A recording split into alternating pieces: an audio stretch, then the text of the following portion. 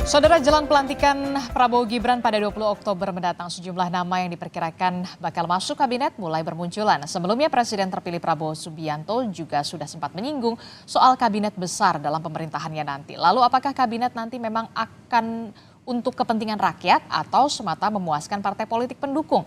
Kita bahas bersama dengan sejumlah narasumber. Sudah ada Sekjen Partai Golkar, Pak Muhammad Sarmuji. Selamat pagi, Assalamualaikum Pak Sarmuji. Waalaikumsalam warahmatullahi wabarakatuh. Kemudian Selamat pagi. ada politisi dari PDI Perjuangan, ada Mas Guntur Romli. Selamat pagi, Assalamualaikum Mas Guntur.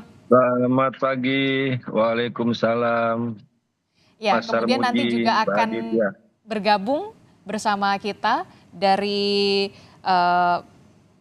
Burhanuddin Muhtadi, saudara. Tapi kita akan ke Pak Sarmuji dulu deh. Partai Golkar ini kan partai besar ya kan. Pilpres juga sudah kita lihat tingkatannya, perolehan suaranya. Jadi fix Partai Golkar ini akan dapat 7 kursi menteri dan Menko. Kalau jumlah kita tidak tahu persis ya. Dan kita tidak pernah memberikan target tertentu kepada Pak Prabowo sebagai presiden terpilih. Kami tidak mau Pak Prabowo terbebani oleh target-target yang dimintakan oleh partai politik termasuk Golkar. Kami memberikan keleluasaan kepada presiden terpilih untuk memikirkan formasi, komposisi, personalia mana yang akan diambil, khususnya dari Partai Golkar, karena kami beranggapan kabinet atau kabinet terutama itu adalah instrumen dari presiden terpilih untuk mencapai visi dan misinya dan janji politiknya kepada rakyat.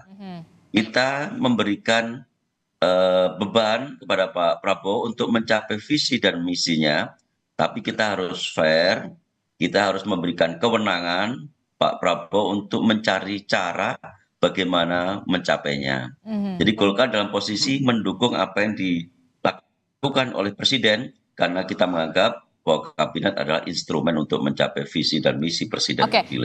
Tapi kader Partai Golkar ataupun Ketua Umum Partai Golkar sudah dipanggil dong, sudah diajak ngobrol soal proporsi menteri ini. Salah satunya yang kita tahu Pak Bahlil Lahadalia, kemudian bahkan Pak Erlangga Hartarto juga dikabarkan akan menduduki kursi Menko, dan bahkan nama Mutia Hafid. Ya, Ketua Umum Partai pasti sudah pernah diajak oleh Pak Prabowo untuk bicara tentang kabinet. Tetapi sekali lagi kami tidak bisa pastikan apakah pembicaraan itu kemudian tindak lanjutnya seperti apa, terserah presiden. Kami tidak ingin presiden terikat bahkan oleh pembicaraan antara ketua umum kami dengan presiden. Apapun materi yang disampaikan dalam pembicaraan itu sebenarnya tidak mengikat presiden terpilih untuk melakukan sesuatu atau tidak melakukan sesuatu. Tapi kami memang percaya Pak Prabowo adalah orang yang sangat tahu tentang Partai Golkar, karena Pak Prabowo merupakan alumni Partai Golkar. Jadi Pak Prabowo tahu persis bagaimana Golkar, kader Partai Golkar, bagaimana kekuatan teknokrasi kader Partai Golkar. Pak Prabowo tahu persis tentang itu. Oke, apalagi bisa dikatakan ya Pak Prabowo ini lahir dari rahim Partai Golkar begitu ya. Ya pastinya 7 menteri atau mungkin bahkan bisa lebih lah ya, sudah diplotkan untuk Partai Golkar di posisi menteri. Saya ke Pak Mas Guntur. Mas Guntur, ini PDI Perjuangan juga santer nih.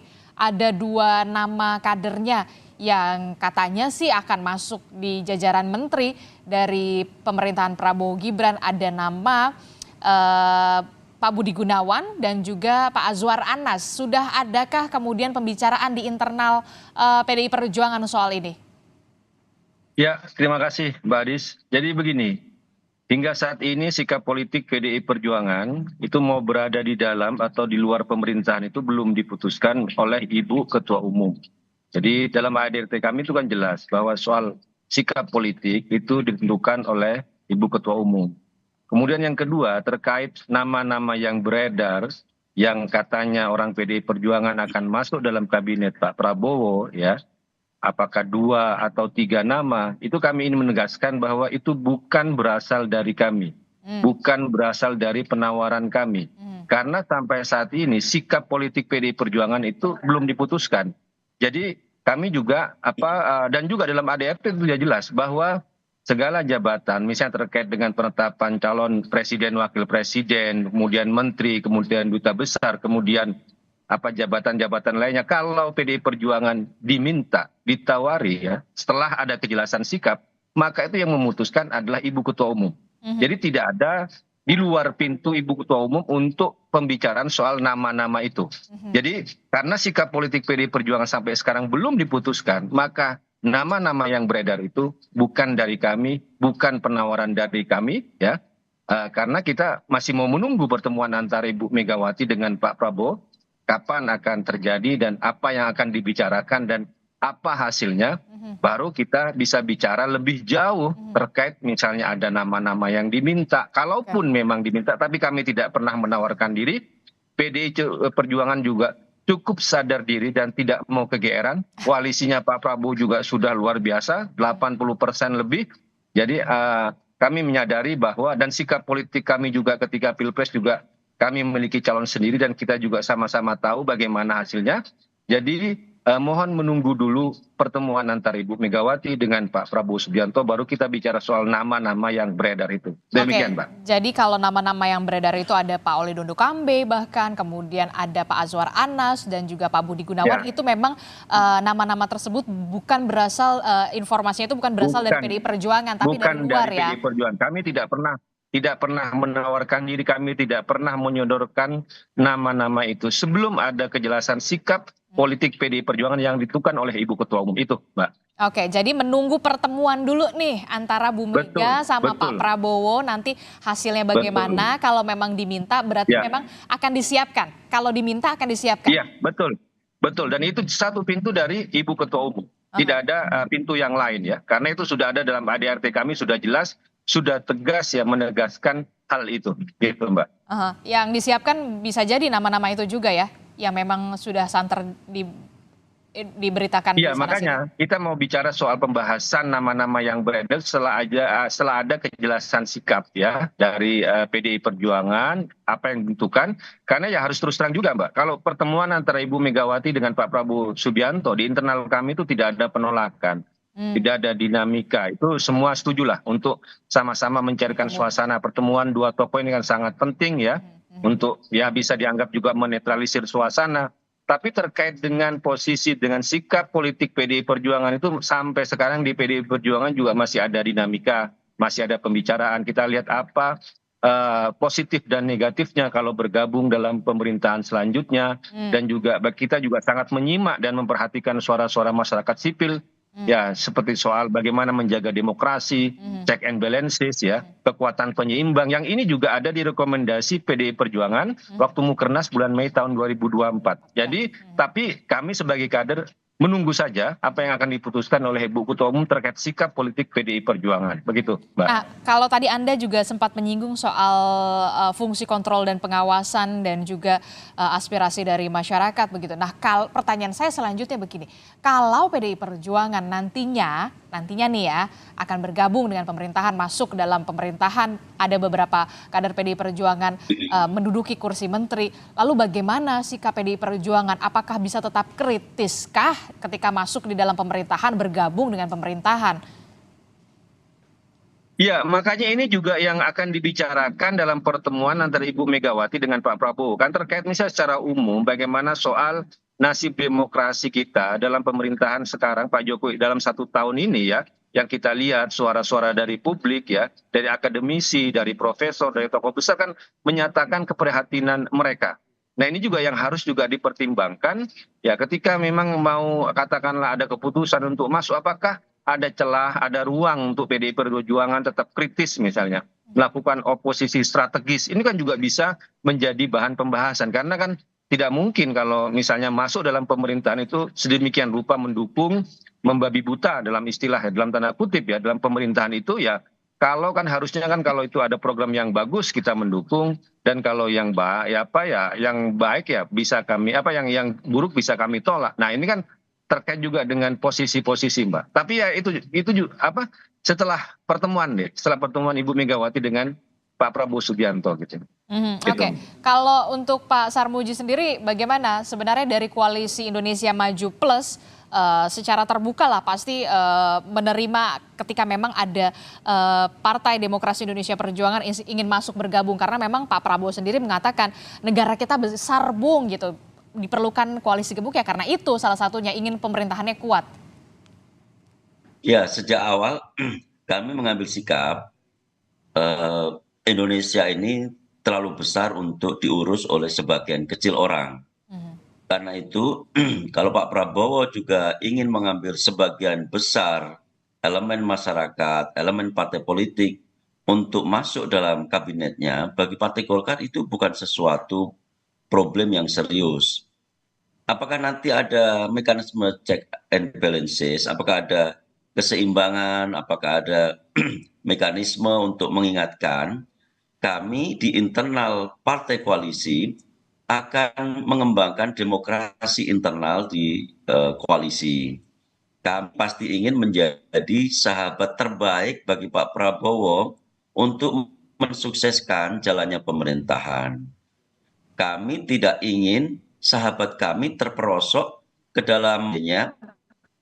Kami tahu bahwa itu ada kesalahan. Hmm. Tentu kami akan mengingatkan ke Pak Prabowo, ini ada trap, ini ada jebakan, ini ada peluang kesalahan. Kami pasti akan ingatkan meskipun kami berada dalam koalisi pemerintahan. Hmm. Jadi keberadaan kami dalam pemerintahan sama sekali tidak menghalangi kami untuk memberikan masukan, bahkan eh, peringatan seandainya ada potensi-potensi kesalahan yang dilakukan oleh pemerintah. Jadi buat kami tidak masalah PDI Perjuangan masuk, monggo. Asalkan itu memang betul-betul demi tercapainya visi dan misi Presiden dan janji Presiden kepada rakyat Indonesia. Mhm. Oke, kita juga kedatangan Direktur Eksekutif Trias Politika Strategis, sudah ada Mas Agung Baskoro. Mas Agung, selamat pagi. Assalamualaikum Mas Agung. Selamat pagi Mbak Adisti, Waalaikumsalam semuanya, Bang Guntur, Pak Sarmuji, Mbak Iya, Adisti. di sini ada Mas Guntur Romli, Ya, kemudian Mas juga ada Agung. Pak Sarmuji juga membahas soal bagaimana nama-nama menteri di kabinet koalisi gemuk pemerintahan Prabowo Gibran yang dikatakan oleh Pak Prabowo memang koalisi ini bisa dikatakan gemuk memang supaya pemerintahan kita kuat karena negara kita besar. Apakah Anda melihat ini merupakan menjadi salah satu alasan utama ataukah memang ada power sharing di sini yang memang harus diplot-plotkan kepada partai pendukung Prabowo Gibran yang pada saat itu kita tahu Pilpres banyak sekali yang mendukung Prabowo Gibran. Iya Mbak Adisti, jadi ini semacam kontraksi politik ya dari sistem politik kita yang presidensil berpadu dengan sistem multipartai ekstrim. Jadi mau nggak mau Pak Prabowo harus mengakomodasi teman-teman partai yang sudah mengusung beliau berkoalisi di Pilpres kemarin agar ada keharmonisan ataupun stabilitas politik dalam jangka panjang. Bila ini tidak terangkum dengan baik, otomatis ada dalam tanda petik ya ketidakpuasan ataupun dinamika di internal koalisi yang besar ini sehingga sedikit banyak akan membuat ya ruang-ruang yang kontraproduktif justru di pemerintahan Pak Prabowo sendiri dan saya kira Pak Prabowo tidak mau itu terjadi dan bersyukurnya kita lihat bagaimana transisi yang sangat mulus sekali di level eksekutif ya di level legislatif saya berulang kali mengungkapkan bahwa kemarin kita tahu bahwa Mbak Puan jadi ketua DPR, kemudian Pak Muzani jadi ketua MPR, itu kan proses yang sebenarnya di belakang panggung sangat panjang. Hmm. Ya, ketika ada dinamika, apakah revisi Undang-Undang MD3 perlu, kemudian tidak ada terjadi, Bu Puan terpilih, kemudian Pak Muzani juga begitu. Karena kalau kita sorot kan sebenarnya ketua MPR ini dalam tanda petik couplingnya Bang Sarmuji sebenarnya Partai Golkar. Bukan Gerindra. Tapi yang menarik di belakang panggung itu terjadi dan akhirnya Gerindra yang terpilih. Dan ini semacam dalam tanda petik ya, saya melihatnya harmonisasi antara PDIP yang Gerindra yang baik dan sedikit banyak bisa berlanjut di eksekutif ketika nanti Pak Prabowo akan memilih menteri-menterinya, Mbak Adisi. Jadi ini yang saya lihat bahwa kemungkinan PDIP masuk sangat besar dan kita berharap ini tidak banyak ya mengganggu soal check and balances. Tadi Bang Guntur juga bilang ini bisa menjadi dalam tanda petik koalisi strategis oposisi yang objektif. Dan harapannya itu yang terjadi ya. Dan saya ingin menyoroti poin baru soal wakil menteri Mbak Adisti. Oke, Wakil Menteri. Jadi ini jarang dielaborasi oleh banyak pihak bahwa ada kemungkinan di masa Pak Prabowo nanti dan indikasi itu sudah tampak ketika di masa sinkronisasi ya, ada tim-tim Pak Prabowo yang muncul di level Wakil Menteri Keuangan, Wakil Menteri Kominfo dan kemungkinan besok wakil-wakil menteri ini akan dalam tanda petik menjadi penjaganya Pak Prabowo di menteri-menteri yang akan ditunjuk. Kenapa? Karena selama ini kan wakil menteri tidak dipandang strategis. Wakil menteri selama ini dipandang sebelah mata dan di masa Pak Prabowo kemungkinan besarnya wakil-wakil menteri ini akan sangat strategis punya peranan menjalankan roda pemerintahan secara efektif Mbak Adisti. Jadi Anda melihat Wakil Menteri justru di zaman pemerintahan Prabowo Gibran ini akan mendapatkan spotlight yang lebih dibandingkan sebelumnya?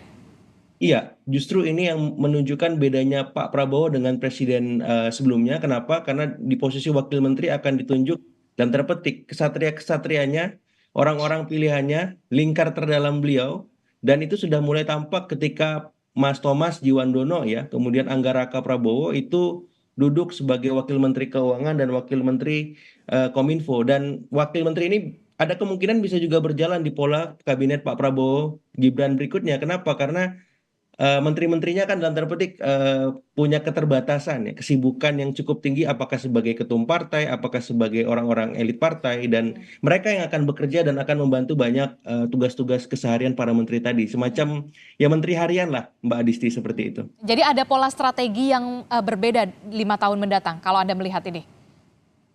Kayaknya begitu. Oke, ini juga selain dari partai politik ya Mas Agung yang kemudian kita soroti juga kan Pak Prabowo mengatakan maunya tuh zakon kabinet yang berasal dari orang-orang profesional. Ada 15 nama yang beredar nih ya kalangan profesional.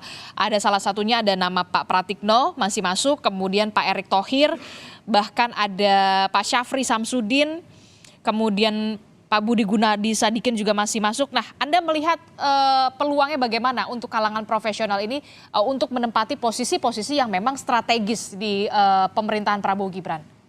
Iya, kemungkinannya besar dan itu sudah di-spill oleh Pak Jokowi ya. Pak Prabowo ketika kemarin pidato di BNI Summit Investor sama di PKB saat Rakornas.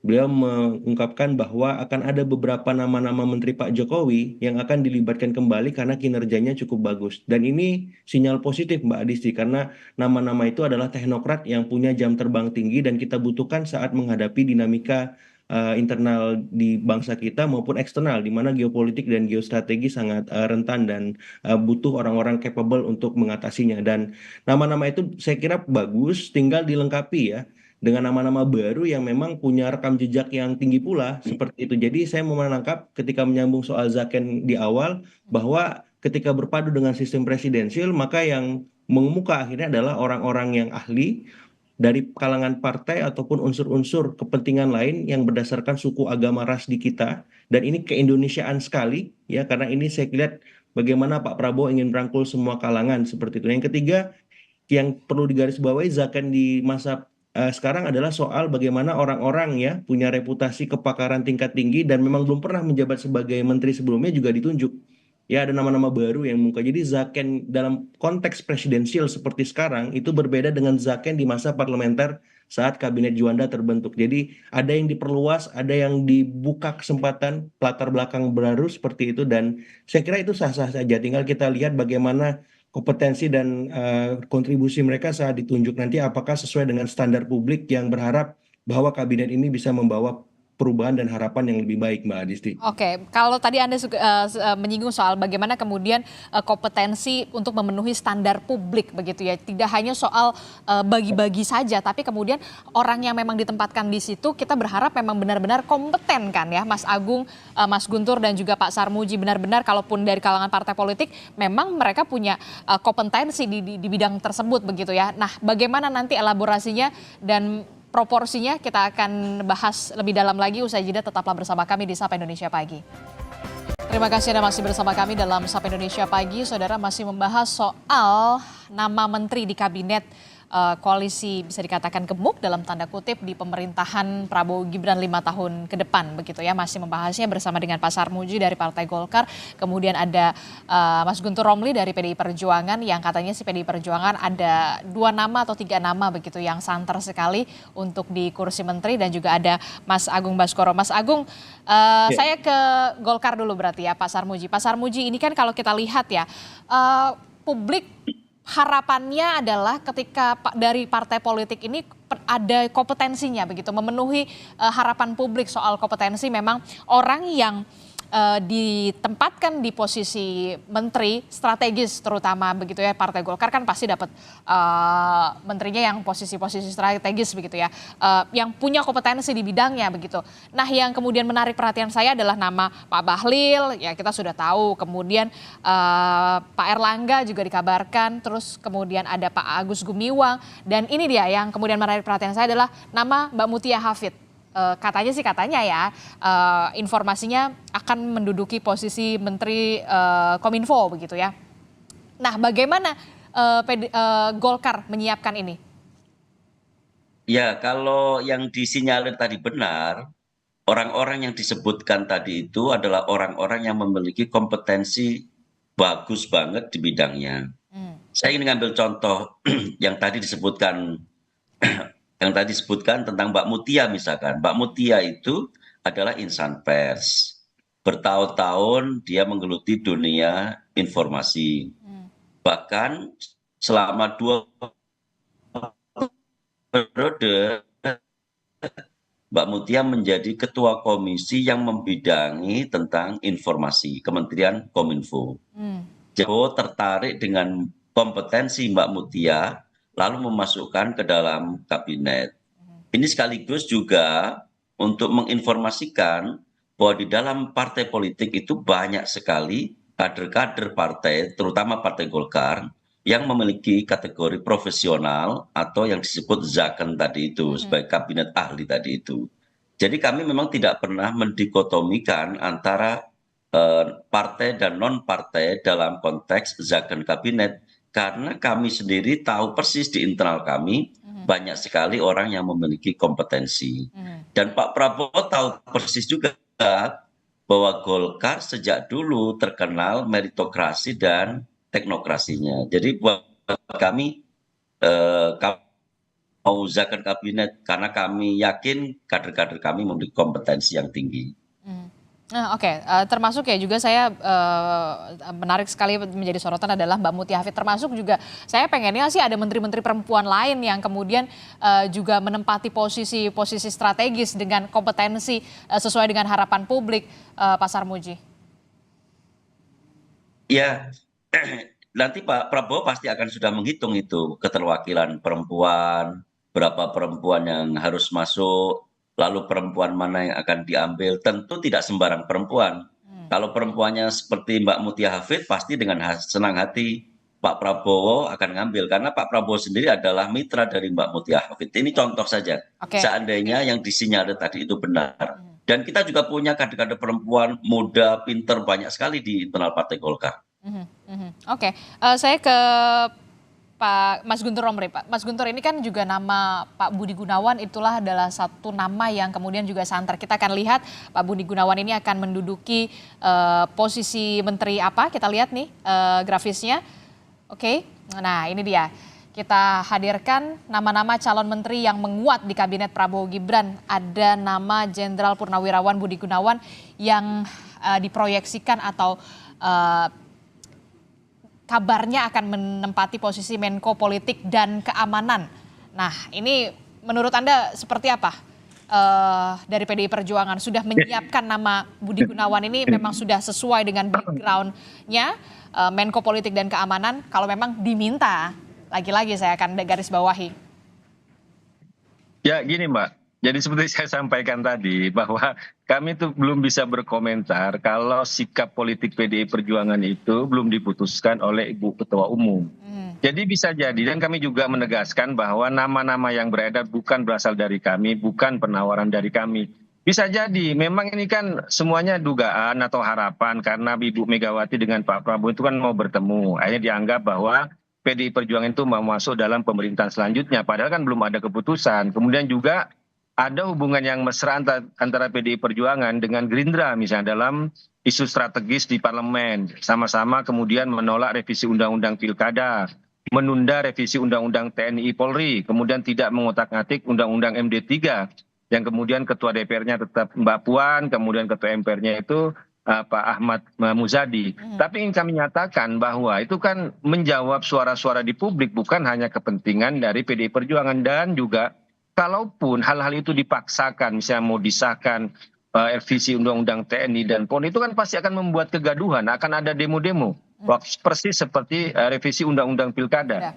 Dan itu kan bertentangan juga dengan keinginan Pak Prabowo ketika mau pelantikan, kan semuanya harus kondusif, situasi harus positif gitu. Jadi kami melihat ada kerjasama strategis khususnya di parlemen, memang itu yang membuat hubungan antara Gerindra dan PDI Perjuangan itu mesra. Tapi terkait sekali lagi sikap politik PDI Perjuangan mau masuk kabinet pemerintahan itu belum diputuskan. Jadi kami belum bisa berkomentar, Mbak, tentang nama-nama yang beredar itu. Begitu. Jadi kami menunggu dulu, menunggu sikap politik Ibu Ketua Umum dulu, baru kami bisa memberikan komentar, ya. Begitu. Tidak mau melangkahi lah ya, ibaratnya begitu ya. Betul Mbak, gitu. Karena memang harus satu pintu begitu ya, kita harus satu pintu, betul Mbak. Dari Ketua Umum PDI Perjuangan setelah nanti memang benar-benar akan terwujud pertemuan antara Bu Mega dan juga Pak Prabowo begitu ya, yang katanya benar akhir pekan ini ya?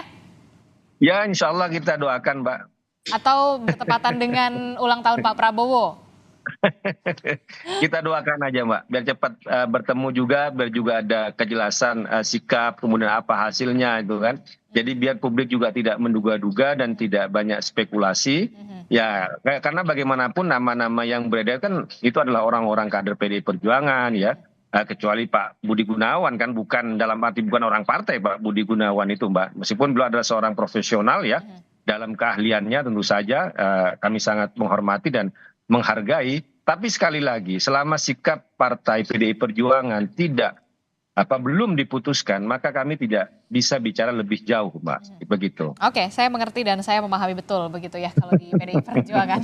Oke, saya ke Mas Agung. Mas Agung, ya kalau PDI Perjuangan memang menunggu kejelasan di internal partainya, juga lagi menunggu kejelasan begitu ya, kalau tadi disebutkan oleh Mas Guntur. Nah, tapi kalau Mas Agung sendiri melihat bagaimana soal proporsi menteri, termasuk juga soal wamen yang tadi sudah Anda singgung begitu ya, yang Pak Prabowo juga mengatakan di PKB, acara PKB begitu ya, sudah jelas begitu soal menteri APBN, atau saya lupa lebih tepatnya, termasuk juga soal bagaimana memang seharusnya menteri itu sesuai dengan kompetensinya, sesuai dengan harapan publik, bukan hanya sekedar power sharing semata. Ya, Mbak Disi, jadi saya meyakini bahwa hak prerogatif presiden itu juga di dalamnya mengikuti kewajiban prerogatif presiden ya. Jadi soal kewajiban prerogatif ini nggak ada di aturan kita memang, tapi saya berharap ini bisa di-endorse supaya kualitas kita bernegara semakin baik. Ya, kewajiban prerogatif ini apa? Kewajiban di mana presiden juga bisa memenuhi tadi ya, harapan publik, kemudian keinginan publik agar beragam masalah yang hari ini mengemuka khususnya di bidang ekonomi bisa teratasi gitu. Hak prerogatif ini kan kentalnya bagaimana mengakomodasi elitnya ya. Nah, kan adanya kewajiban prerogatif ini, nalar tersebut, harapannya ini bisa seimbang, sejalan, dan seirama. Dan ini bisa membantu Pak Prabowo untuk lebih banyak bicara dengan bebas ketika membawa nama Indonesia di luar seperti itu. Dan di dalam, karena apa? Karena timnya sudah bagus. Karena Pak Prabowo ini kan kita tahu orang yang sangat makromanajemen, Mbak Adisti. Dia butuh orang-orang mikromanajemen untuk memastikan visinya, program-programnya bisa berjalan dengan maksimal. Nah, di luar itu semua, representasi publik yang saya maksudkan di sini bisa hadir lewat komisi-komisi negara yang pernah terjadi di masa Pak Jokowi, KPK, PPK, ya Komnas Perempuan dan komisi-komisi independen lain untuk ikut terlibat menyeleksi. Dan oleh karena itu, saya lagi-lagi mendorong agar nama-nama menteri ini diumumkan lebih awal sebelum tanggal 20 katanya. Kalau bisa lebih awal, kalau misalkan tanggal 15 sudah jadi, itu diflorkan saja. Supaya apa? Supaya bisa dibedah oleh publik, oleh pers, oleh kampus, oleh kalangan LSM, NGO, civil society lain. Supaya apa? Supaya kita tahu bahwa menteri-menteri yang dipilih ini memang orang-orang berkualitas, punya rekam jejak tinggi, ya. Karena semuanya terlibat dan saya kira ini tren bagus ya, arahan positif membuat tradisi baru agar apa orang-orang yang terpilih ini memang bisa membawa nafas semua ya, elit, publik, dan harapan kita seperti itu. Tapi mungkin nggak? Itu yang jadi pertanyaan. Saya ke Pak Sarmuji dan juga PDIP. Tapi kalau PDIP kan masih menunggu ya. Saya ke Pak Sarmuji. Mungkin nggak peluangnya ada nggak nih nama-nama menterinya ini sudah diumumkan lebih dulu atau sudah dilempar dulu ke publik untuk kemudian bisa dibedah oleh kalangan akademisi dan juga media salah satunya. Ya, peluang itu tetap ada. Peluang untuk memuaskan harapan Mas Agung Baskoro tadi itu tetap ada. Tetapi kita tanya apa urgensinya? Apakah setelah dibedah oleh Mas Agung Baskoro dan kawan-kawan, kemudian bisa Ada perubahan. lalu mengubah ada perubahan-perubahan itu? Tentu kan sulit sekali. Karena sekali itu diumumkan, tentu menteri-menteri itu pasti sudah menyiapkan kerangka fikir, konstruksi, desain, bagaimana kementerian akan diarahkan, pasti dia sudah akan memikirkan secara detail. Jadi begitu menteri-menteri itu dipanggil oleh Pak Prabowo, mereka pasti menyiapkan konsep tentang kementeriannya. Dan Jadi dengan saya kata lain Anda bisa kalau mengatakan itu tidak bisa diumumkan ke memuaskan publik, semua pihak ya, mempertanyakan Pak itu Sarmuji? ada urgensinya dan itu mendukung untuk pencapaian kabinet, nggak ada masalah. Oke, ya tidak bisa memuaskan semua pihak ya pastinya ya, Pak Sarmuji. Ya, ya, ya, pasti, pasti. Jadi sehebat-hebat Pak Prabowo mengakomodir kementerian ini dari berbagai elemen, berbagai unsur, pasti ada orang yang tidak puas. Dan sehebat-hebat Pak Prabowo meneliti tentang kezakenan personal-personal ini, pasti akan ada kritik, dan kritik itu bisa kapan saja. Bisa sebelum diumumkan, apalagi setelah diumumkan. Termasuk juga saya ke Mas Agung, bagaimana kemudian bisa dikatakan ketua umum partai politik begitu ya, sebut saja Pak Zulhas, kemudian Mas Ahaye, Pak Bahlil begitu ya, yang sudah pasti ya dikatakan akan menempati posisi menteri, bisa dikatakan butuh wamen yang benar-benar kompeten di bidangnya. Iya, sebuah keniscayaan karena tadi ya tantangan kita di bidang ekonomi cukup kompleks ya Mbak Adisti sudah jelas gitu. Ada deflasi, kelas menengah turun, belum lagi tantangan dari eksternal dan saya kira harus ada kolaborasi di masing-masing kementerian strategis itu untuk mampu mengeluarkan bangsa kita dari masalah ini segera. Karena kalau tidak disikapi dengan bijak, ya masalah-masalah itu bisa berbuah krisis seperti itu. Nah, yang kedua yang ingin saya soroti sebenarnya cara mengumumkan ke publik itu tidak harus diumumkan secara verbal, tapi ketika dipanggil ke Hambalang, ke Kertanegara, ataupun ke tempat-tempat strategis lain, itu memang ya saya yakin teman-teman media ini bisa mengendus kan, dan bisa melihat dengan utuh bagaimana ya track record orang-orang tersebut, dan sedikit banyak itu bisa kita ketahui kemarin sempat ya ada nama Mbak Mutia Hafidz dipanggil, kemudian ada nama Pak Syafri Samsudin, dan ada beberapa nama lain yang sudah dipanggil dan saya kira itu diflorkan saja apakah memang sudah sesuai dengan rekam jejak yang diharapkan di bidangnya ya kompetensinya, kredibilitasnya, ya integritasnya dan pola-pola semacam itu perlu. Kenapa? Karena selama ini kan pemilihan menteri ini berada di ruang tertutup, di bilik yang remang-remang. Kita seperti tidak terlibat, terputus ya ketika kita memilih kemarin di bilik suara soal Pilpres. Sekarang seakan-akan ini berdiri sendiri padahal tadi ada kewajiban prerogatif di mana publik juga sebenarnya bisa turut serta dan saya kira ini membuat tradisi baru yang baik bagi demokrasi kita seperti itu. Terakhir, ini saya juga masih menerka-nerka pernyataan Pak Prabowo, calon presiden terpilih pada pemilu 2024, Pak Prabowo Subianto mengingatkan kepada partai politik dalam koalisinya agar tidak menugaskan seorang menteri untuk mencari uang dari anggaran pendapatan dan belanja negara. Mas Agung. Oh iya, itu pengalaman selama pemerintahan berlangsung Mbak Adisti ya, karena banyak menteri-menteri tersangkut kasus ya, kasus-kasus hukum utamanya korupsi dan harapannya itu tidak terulang lagi di zaman Pak Prabowo dan wakil menteri itu menjadi instrumen efektif untuk memastikan hal itu tidak terulang. Karena Pak Prabowo akhirnya menempatkan orang-orang pilihannya, orang-orang kepercayaannya, loyalis-loyalisnya yang sudah lama ikut beliau sejak berapa periode ya, dan saya kira itu hal positif sebagai bagian dari mekanisme pencegahan mitigasi supaya tidak terjadi korupsi lagi dan juga sebenarnya bisa dioptimalkan instrumen-instrumen penegak hukum selain orang-orang tadi. Agar apa? Agar kolaborasinya bisa memastikan ya kita benar-benar keluar dari masalah akut ya soal korupsi, ya, nepotisme dan seterusnya seperti itu. Oke, Pak Sarmuji, Anda bisa memastikan bahwa menteri-menteri yang kemudian dari Partai Golkar adalah menteri untuk tidak mencari uang dari APBN, Ya, sesuai dengan wanti-wanti Pak Prabowo. itu juga pesan dari ketua umum kami ya. Kami dalam melakukan rekrutmen, distribusi kader juga mempertimbangkan aspek tentang integritas. Jadi kita ingin memastikan orang-orang yang kita kirim ke kabinet adalah orang-orang yang memiliki integritas. Orang yang memiliki integritas itu tidak harus kaya, karena faktanya orang yang kaya pun sering juga tidak memiliki integritas. Oke. Tetapi orang yang memiliki integritas adalah orang yang merasa cukup dengan dirinya, lalu melaksanakan amanah yang dipikulnya itu dengan baik. Dan kita ingin memastikan itu juga. Oke, PDI Perjuangan terakhir sambil menunggu nanti kira-kira pertemuan akan menghasilkan apa ya bisa dikatakan bergabung ya PDI Perjuangan. Kalau memang nantinya akan bergabung, bisa dipastikan sudah kader-kader terbaik nanti akan disiapkan dari PDI Perjuangan. Ya Mbak, tentu saja kalau memang nanti ada sikap politik bahwa yang diputuskan Ibu Ketua Umum kami harus masuk dalam pemerintahan, tentunya Ibu Ketua Umum yang akan memilih dan akan menyodorkan nama-nama itu. Kalau benar sudah ada keputusan nanti mau bergabung dalam pemerintahan. Tapi selama itu belum ada, ya tidak bisa berkomentar banyak, Mbak. Itu aja. Pasti kalau nanti diminta ya kader-kader PDI Perjuangan juga tidak kurang ya dari orang-orang yang ahli ya, yang berkompeten dalam beberapa bidang ya, begitu, Mbak. Kita akan tunggu bagaimana hasil pertemuan dari Bu Mega dan juga Pak Prabowo nanti apakah sudah langsung diminta atau bagaimana nanti kita akan tunggu. Publik juga menunggu termasuk juga internal PDI Perjuangan ya soal kejelasan arah politik dari PDI Perjuangan sendiri. Terima kasih Mas Guntur Romli telah bergabung bersama kami. Pak Sarmuji terima kasih. Terima kasih. Mas Agung terima kasih. Kita doakan nanti kita berharap betul